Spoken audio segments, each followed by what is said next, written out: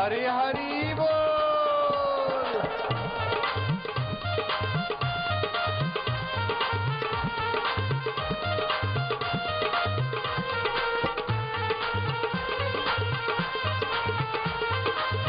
हरि ओम ओम ओम ओम ओम ओम ओम ओम ओम ओम ओम प्रभु जी ओम ओम ओम ओम ओम ओम ओम ओम ओम प्यारे जी ओम ओम मेरे जी ओम ओम ओम आनंद ओम ओम ओम ओम ओम ओम ओम ओम ओम ओम ओम ओम ओम ओम ओम ओम माधुर्य ओम ओम ओम ओम ओम ओम रिपीट ओम ओम ओम ओम ओम ओम।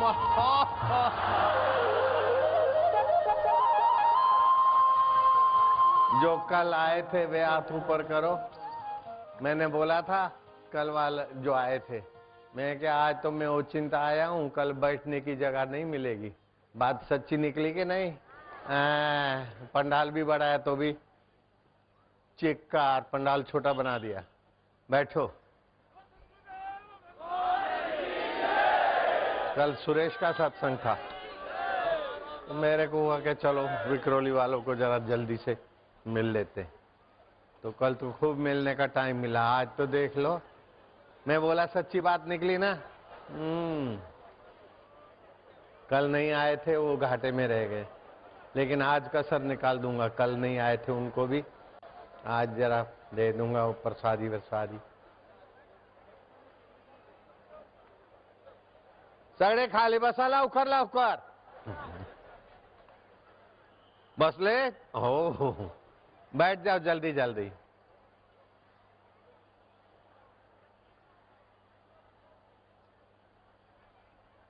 जीवन में जो भी दुख है, जो भी कष्ट है, मुसीबतें हैं, वो भगवान ने नहीं बनाई, प्रकृति ने नहीं बनाई, मनुष्य ने चाही नहीं। फिर भी कहीं ऐसी गलती हुई कि दुख मुसीबतें कष्ट मिटाते मिटाते आदमी मर जाता है, लेकिन वो ज्यों की त्यों रह जाती। बोलो। मैं कल बताया था, लेकिन आप लोगों को ये बात फिर से बताता हूं। एक बड़ा आदमी मर गया था, वास्तव में बड़ा नहीं था। बाहर की चीजों अपने में थोप कर जो बड़े बनते वे वास्तविक बड़े होते ही नहीं। धन है, सत्ता है, कुर्सी है, ये है, अपना बड़प्पन का पता ही नहीं। मूर्ख लोग बाहर की चीजें थोप के बड़े बनते, और भक्त लोग बाहर की चीजें ईश्वर को अर्पण करके असली बड़प्पन में जग जाते। श्री कृष्ण झूठी पत्तलें उठाते, उनके बड़प्पन को खतरा नहीं। और बड़ा आदमी किसी संत के पास जाएगा तो भी दिल धड़केगा, कोई देख न ले, चुपके से प्रणाम करके मिल के चला जाएगा। बड़ा ऑफिसर है, बड़ा साहब है, तेरे धिक्कार है तेरे बड़प्पन को। अब बड़ा आदमी हो गया तो कार नहीं चला सकते। अरे श्री कृष्ण घोड़ा गाड़ी चला लेते थे।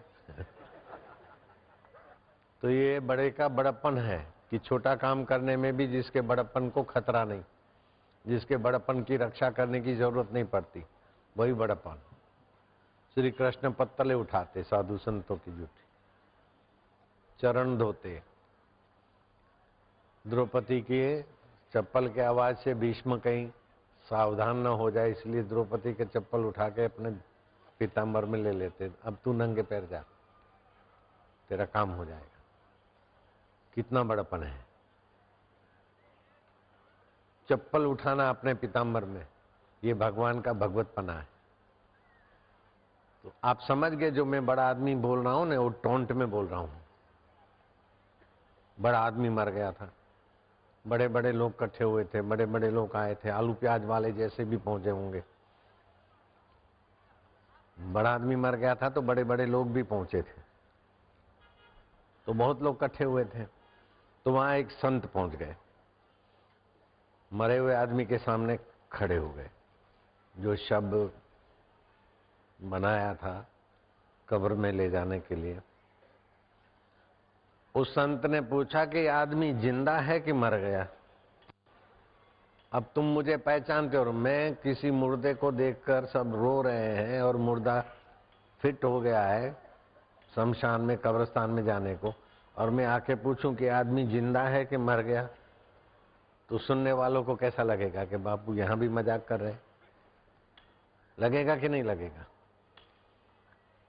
बोले व्हाट यू आस्क, आप क्या पूछ रहे हैं? बोले मैं पूछ रहा हूं ये जिंदा है कि मर गया है? बोले मर गया है। संत ने कहा बिल्कुल झूठी बात,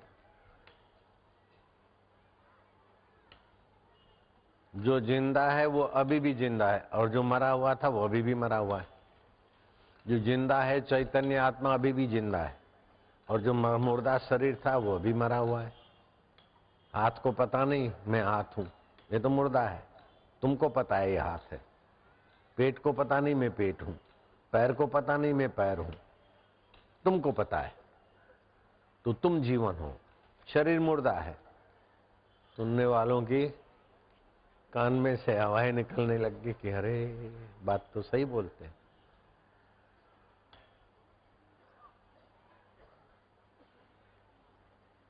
बोले मुर्दे को मैं मानते मानते सब कुछ करने के बाद भी दुख नहीं मिटता। अगर जीवन को जीवन मानो और मुर्दे को मुर्दा जानो तो दुख टिक नहीं सकता और सुख मिट नहीं सकता। क्या समझते हो तुम लोग? सारे मौत के तरफ जा रहे हो। मरने वाले शरीर को मैं मानते हो। शरीर बीमार हुआ तो बेवकूफ बोलते हो मैं बीमार हूं। मन में दुख आया बोले मैं दुखी हूं। चित्त में चिंता आई बोले मैं चिंतित हूं। हे मूर्ख लोगों, बड़े आदमी के बड़े बड़े साथी हो लेकिन दिमाग से तो दुनिया का कचरा ही भरा है। जीवन को भरो। ये बात शुकदेव जी महाराज के चरणों में राजा परीक्षित ने प्रश्न रखा था। पहले तो उनका चरण धोया सोने की कठौती में, ऊंचे आसन पर बिठाया, स्तुति की, फिर चरणों में बैठे।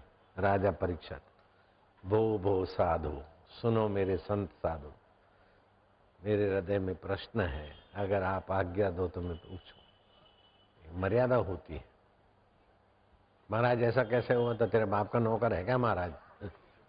महाराज की किसी लेक्चरार से पूछना अलग बात है, कथाकार से पूछना अलग बात है, लेकिन पहुंचे हुए संत के आगे अपना व्यवहार अलग होता है। श्री कृष्ण भी उनका आदर करते हैं,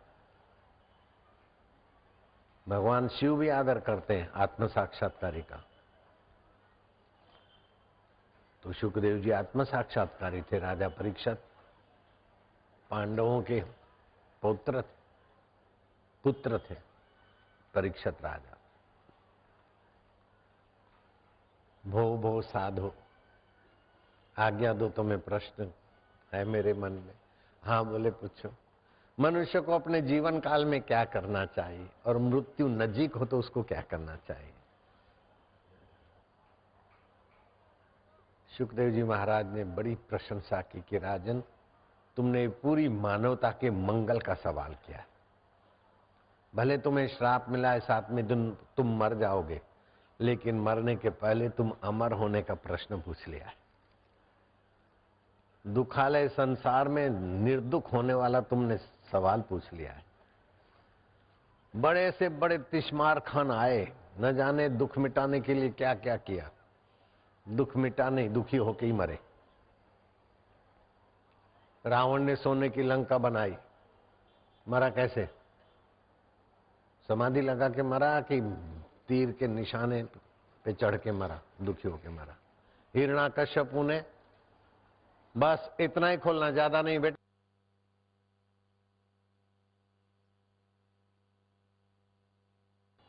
हिरण्याकश्यपु ने 60,000 वर्ष तपस्या की और ऐसी शक्तियां और सिद्धियां पाई कि सोने का हिरणपुर बनाया। हिरण माना सोना। इतना ही नहीं, हिरण्याकश्यपु के पास प्रजा को सुखी करने की ऐसी शक्तियां थी कि जहां लाखों लाखों हेक्टर जमीन खुली हो, वहां ऊंचे टीले पर जाकर नजर डालता।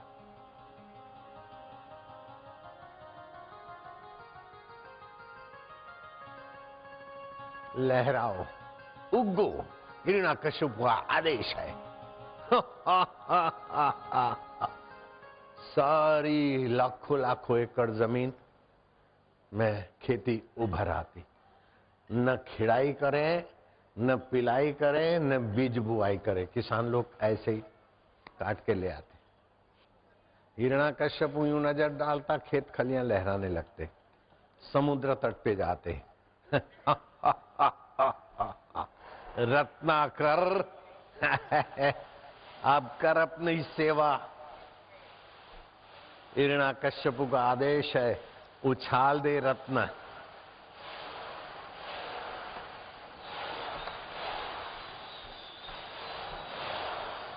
सारे रत्न बाहर। ऐसा कोई राजा दुनिया में सुना तुमने? ऐसे हिरण्यकश्यप आए, लेकिन वे भी निर्दुख होकर नहीं मरे, प्रजा भी निर्दुख नहीं रही। रावण आखिरी दम ले रहा था। भगवान राम ने कहा कि जाओ, है माइक वाला, धरती से एक महान विद्वान, महान योद्धा विदाई हो रहा है, लक्ष्मण उपदेश लो। रावण ने कहा कि लक्ष्मण, उपदेश का सार यह है कि मेरे पास योजना थी समुद्र को मीठा बनाना, आज के विज्ञानी सोच भी नहीं सकते। खाराश रहित बनाना समुद्र को, चंद्रमा को निष्कलंक बनाना, सदा पूनम का रहे।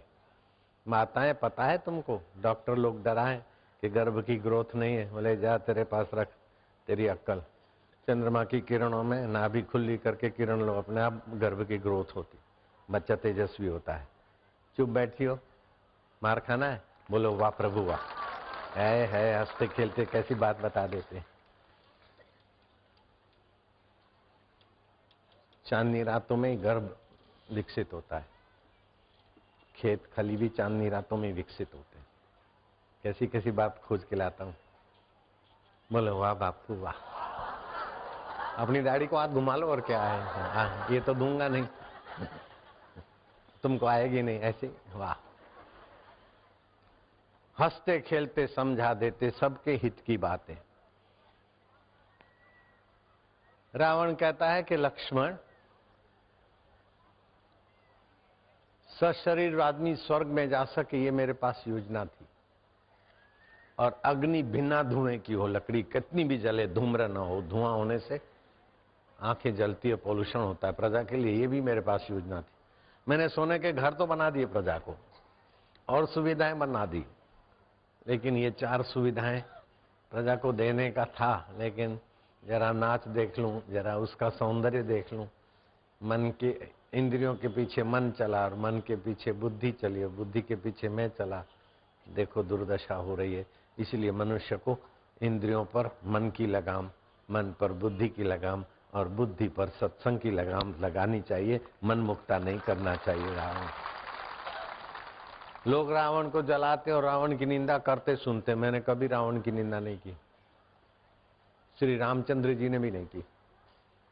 महायोद्धा जा रहा है, महापंडित जा रहा है, लक्ष्मण चौंके, मां सीता को धोखे से अपहरण करके गए, उसकी आप प्रशंसा करते। लक्ष्मण, सीता का अपहरण जघन्य अपराध के सिवाय उसमें गुण भी तो बहुत थे। है, जय हो मेरे राम की। गुण देखो, किसी की गलती पकड़ के परेशान होने की क्या जरूरत है, गलती अपनी खोजो, गुण दूसरे का खोजो, बापू बनने में देर नहीं होगी। नारायण हरि, बापू माना इंद्रियों का बाप, बापू माना ही दाढ़ी वाला बन जाओगे, ऐसा नहीं। ऐसे तो कई लोग दाढ़ी रखा के बापू बन जाएंगे, नहीं। इंद्रियों का स्वामी मन बनाओ, मन का स्वामी बुद्धि बनाओ, और बुद्धि के स्वामी बुद्धि को बुद्धिदाता के संपर्क में ऐसा ले आओ, तुम दुख को खोजो और तुमको देखकर, जैसे सूरज रात्रि को खोजते खोजते थक गए, आज तक रात का दर्शन ही नहीं हुआ सूरज को। एक बार रात गई ब्रह्मा जी के पास कि ब्रह्मन, सभी के आप सुनते हो, मेरी भी सुनो, मेरे पीछे सूरज ऐसा पड़ा है कि आती हूँ बस दौड़े आता है, मेरे को भागना पड़ता है, मैं भागती रहती हूँ, वो मेरे पीछे पड़ा है, जरा उनको समझा दो। भगवान ने सूर्य नारायण को बुलाया, सूर्य देव ये धधकता आग का गोला नहीं, हाँ सूर्य का अधिष्ठाता देव, तुम क्यों उस रात्रि के पीछे पड़े? बोले पितामह मुझे तो पता नहीं, जरा मेरे सामने बुलाओ उसको। ब्रह्मा जी ने कहा सामने नहीं आएगी, तुम्हारे होते होते वो हो ही नहीं सकती। बोले क्या ख्याल है? ऐसे ही तुम्हारे ज्ञान का सूर्य चमकने दो, दुख चिंता और मुसीबत रूपी रात्रि आएगी नहीं। सूरज के सामने रात्रि आ जाए तो तुम्हारे सामने दुख आए, ऐसा ज्ञान है जीवन में। तो महात्मा वो ज्ञान देना चाहते थे कि ये आदमी मर गया कि जिंदा है? बोले मर गया। बोले गलत बात, जो मुर्दा है वो मुर्दा है और जो जीवन है वो जीवन है। बेवकूफ हो तुम, अपने जीवन को जानते नहीं। जितने अंदर से कमजोर होते हैं उतनी बाहर की चीजों की थप्पियां लगा के बड़ा बनने की वासना है तुम्हारी। वासना के गुलाम ही मौत के साथ जुड़ते हैं। निर्वासनिक तो नारायण के साथ, जीवन के साथ जुड़ता है। और जो होना है होना है, वासना पाल कर कुछ नहीं होता। तुम नहीं चाहते कि बुढ़ापा आएगा, तुम नहीं चाहते बाल सफेद होते हैं, तुम नहीं चाहते कि जवानी चली जाए, चली जाती है। तो मुर्दे के साथ जो लगा है वो लगा है, और जीवन के साथ जो सामर्थ्य, तो जीवन से जुड़ने में तुम्हारे बाप का जाता क्या है? मौत आकर तुमको लाचार मोहताज कर दे और किसी शरीर में घोड़े गधे कुत्ते बिलार में डाल दे। राजा नृग मरने के बाद क्रिकेट हो गया। Ibrahim Lincoln president of America मरने के बाद बेचारा व्हाइट हाउस में प्रेत होकर दिखाई दे रहा है। मानवतावादी था, मैंने उसके विकास की कई संस्थाएं भी विजिट की थी अमेरिका। मैं उनको अच्छे आदमियों में गिनता हूं, लेकिन जीवन को बेचारा जान नहीं पाए। तो मृत्यु वाले शरीर की मौत से अपना तादाद में था, और अभी कुछ राज्य करूं ये इच्छा थी, इसीलिए वो प्रेतों के भी प्रेसिडेंटों के द्वारा अपना राज्य करने का थोड़ा ख्वाहिश पूरी कर रहा है। हिंदुस्तान में भी ऐसा प्रसिद्ध पीएम अपनी ख्वाहिश पूरी कर रहा है, कर रही है, कर रहा है। अंडरस्टैंड? आओ। नारायण हरि हरि ओम, हरि हरि ओम। ख्वाहिशें जितनी ज्यादा उतना वो आदमी तुच्छ, जितनी कम उतना ऊंचा। और ख्वाहिश नहीं तो साक्षात जीवन है। जीवन कहो, नारायण कहो, ब्रह्म कहो, मुक्तात्मा कहो, भगवान कहो, जो भी कह दो। तो आज से आप ख्वाहिशों को कम करने में लग जाइए, जीवन का साक्षात्कार हो जाएगा। ख्वाहिशें कम करने से आपको घाटा नहीं पड़ेगा। आपको जो फायदा होगा, आपका दीदार करने वालों को भी बहुत फायदा होगा, आपके वचन सुनने वाले को भी फायदा होगा। अरे आपको याद करके मनोती मानेगा, उसको भी प्रकृति मदद करेगी। ऐसा है जीवन। संतों के नाम की मनोती मानते कि नहीं मानते?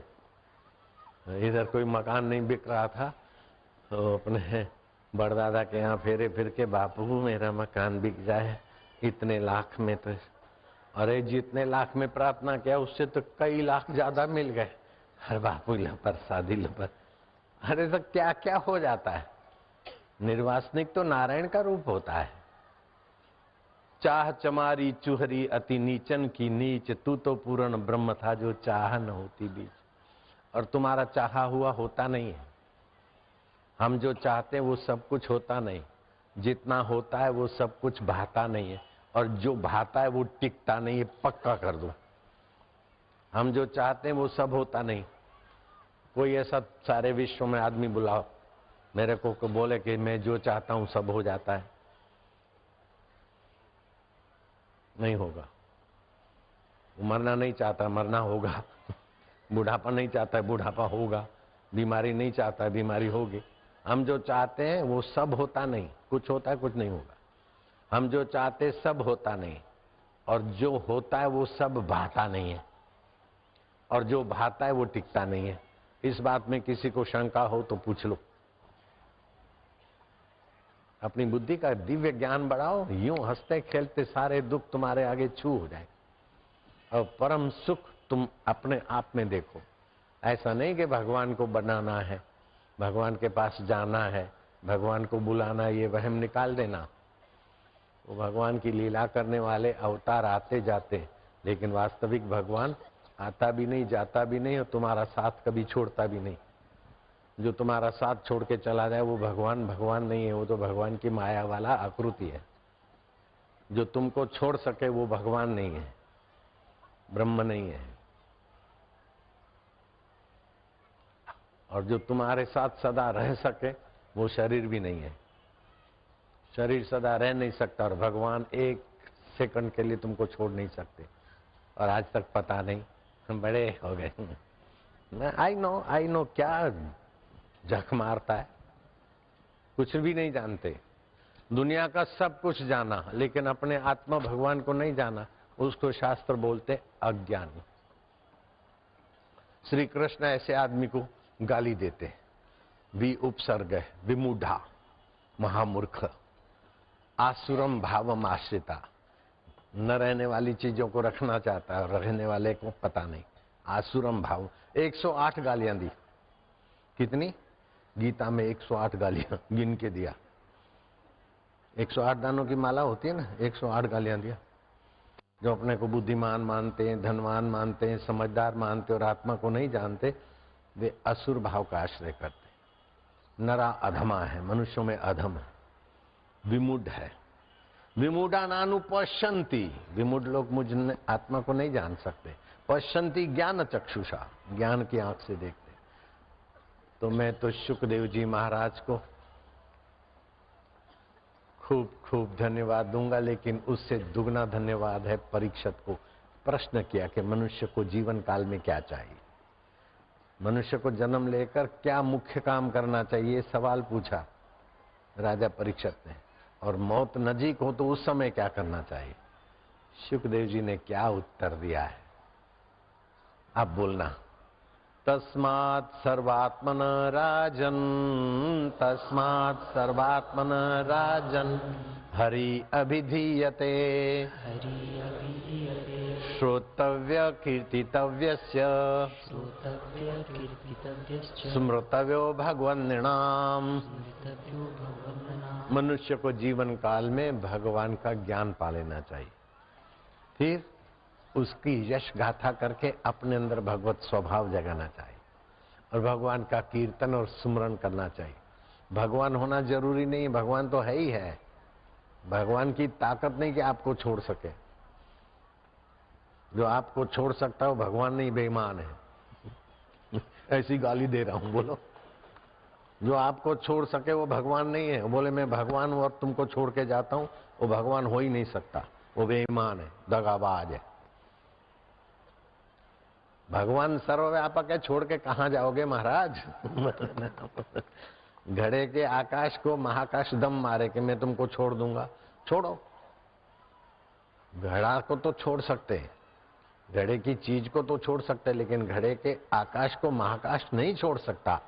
ऐसे शरीर को तो छोड़ सकते, मन इंद्रियों को तो छोड़ सकते, लेकिन आत्मा परमात्मा का वियोग हो ही नहीं सकता। तो आप वास्तव में आत्मा हो, काहे को डरो।